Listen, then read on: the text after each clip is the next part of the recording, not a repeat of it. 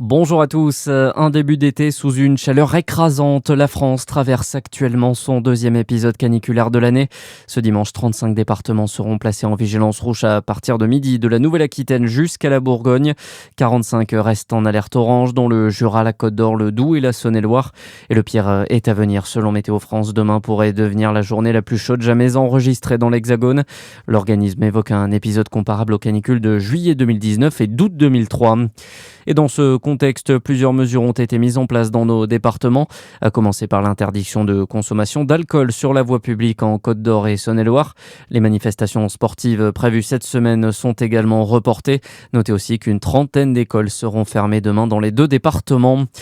Ce drame sur les routes, une femme de 26 ans a perdu la vie hier après-midi à Bergestein en Saône-et-Loire. Selon les premiers éléments, une voiture aurait fait une sortie de route sur la RD 17 avant de finir violemment sa course en contrebas de la chaussée.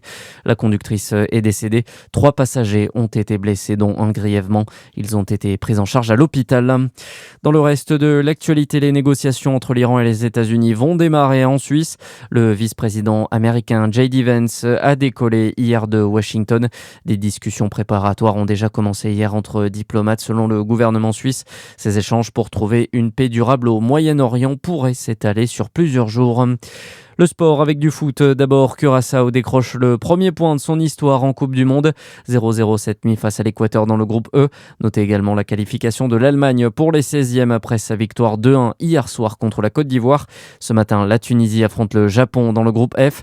Hier, les Pays-Bas ont dominé la Suède 5-1. Et puis en rugby, une finale 100% occitane au Stade de France le week-end prochain en top 14. Montpellier a battu le Stade français 25-15 hier soir en demi et retrouvera donc le Stade Toulousain samedi. Toulouse qui avait écrasé la veille le Racing 92. Excellente journée sur Fréquence Plus.